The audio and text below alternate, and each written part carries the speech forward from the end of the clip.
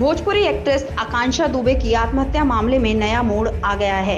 Actress के कपड़ों की लैब में जांच रिपोर्ट आ गई है, जिसमें कई नए सबूत मिले हैं, जिसके बाद इस मामले की जांच का दायरा और बढ़ गया है। रिपोर्ट के बाद इस मामले में आरोपी समर सिंह और संजय सिंह समेत 4 लोगों का डीएनए टेस्ट कराया जाएगा। पुलिस ने कोर्ट में इसके लिए डीएनए टेस्ट की अनुमति मांगी है। देखिए, इस प्रकरण में चूँकि बहुत अधिक साक्ष्य हम लोगों के पास इस तरह का नहीं था, लेकिन जो भी मृतका के वस्त्र आदि थे, पुराने वस्त्र थे, उनके आधार पर ये जो 4 लोग, जो 2 नामित अभियुक्त समर सिंह और संजय सिंह हैं, तीसरा वो संदीप जो कुछ देर तक उसके कमरे में रहा था, और चौथा अरुण राय जिसने वो पार्टी आयोजित की थी।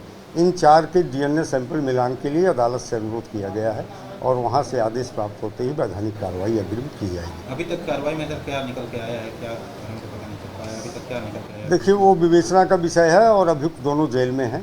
पुलिस अपना कार्य कर रही है। डीएनए मैचिंग से भी अगर कुछ तथ्य मिलते हैं तो उसे अदालत के समक्ष प्रस्तुत किया जाएगा। पुलिस अब इस मामले में आरोपी संजय सिंह, समर सिंह, संदीप सिंह और अरुण पांडे के डीएनए सैंपल लेगी और आगे की जांच करेगी। समर सिंह और संजय सिंह इन दिनों एक्ट्रेस को आत्महत्या के लिए उकसाने के आरोप में जेल में बंद हैं। संदीप सिंह वो शख्स है जिसके साथ आकांक्षा को आखिरी बार देखा गया था। आत्महत्या से पहले एक्ट्रेस एक पार्टी से लौटी थी, छोड़ने आया था। होटल में लगे सीसीटीवी कैमरे में आकांक्षा के साथ उसकी तस्वीरें भी कैद हुई थी।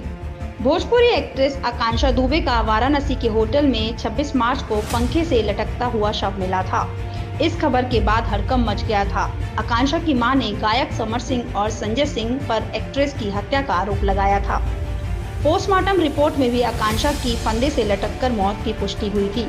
इसके बाद एक्ट्रेस का विसरा कपड़े, वेजाइनल एंड एनल स्वैब की पैथोलॉजिकल और फोरेंसिक जांच के लिए भेजा गया था। इसमें से कपड़ों की जांच रिपोर्ट आ गई है, जिसके बाद 4 आरोपियों के डीएनए टेस्ट का फैसला लिया गया है।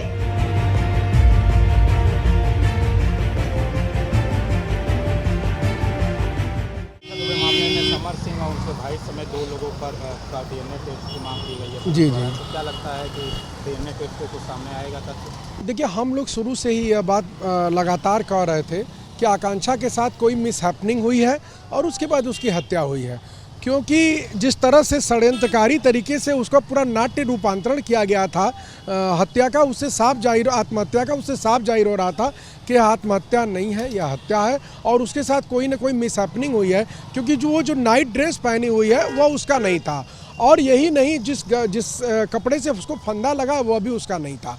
तो निश्चित तौर पर जो उनके कपड़ों पे सीरम पाए गए हैं या मेल स्पर्म पाए गए, ऐसी सूचनाएं आ रही हैं। हम लोगों ने डीसीपी वाराणसी से बहुत बार बात करने की कोशिश की, इस पर डिटेल लेने की, लेकिन वो कुछ बात करने को तैयार नहीं हो रहे हैं।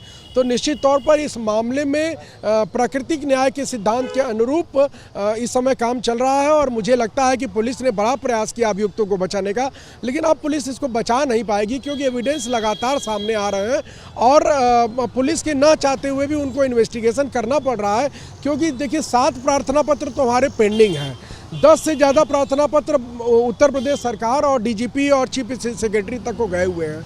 तो निश्चित तौर पर इस मामले में ये जो सीरम की जांच होने का आया है, तो 4 लोगों की सीरम की जांच की जानी है, ऐसी सूचनाएं आ रही हैं।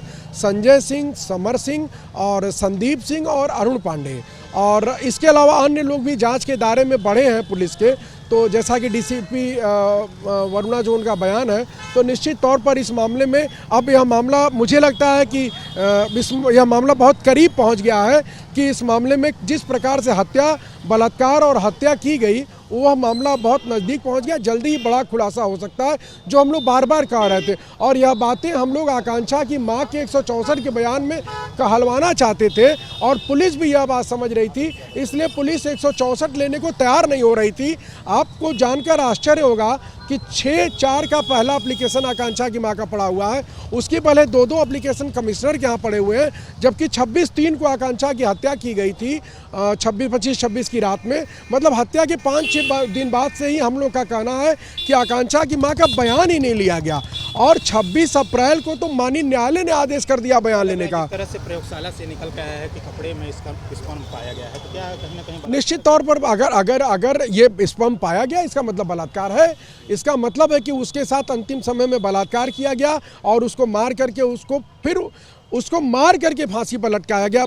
जी जी जी। पोस्टमार्टम रिपोर्ट में बलात्कार आया नहीं। नहीं, बलात्कार तो देखिए, जैसे बलात्कार पोस्टमार्टम रिपोर्ट में आता भी नहीं है, वो सीरम, उसमें जो प्राइवेट पार्ट्स होते हैं उसमें सीरम हो सकता है, तो सीरम उसके कपड़ों पर है, सीरम उसके इनर वियर पे है, और उसका जो टर्म्स एंड कंडीशन है, एक स्त्री किसी पुरुष के साथ अकेले कमरे में है और वह उसके बाद मृत पाई जाती है। तो हम लोग बार बार यही मांग कर रहे थे कि इस मामले को 376 के एंगल से देखा जाए। हमने कई बार यह कहा कि इसमें 376 की भी इन्वेस्टिगेशन होनी चाहिए, क्योंकि डीजीपी उत्तर प्रदेश का स्पष्ट आदेश है कि किसी महिला के साथ अकेले में अगर हत्या या आत्महत्या की कोई घटना होती है तो उसमें 376 का एंगल लेकर के चला गया।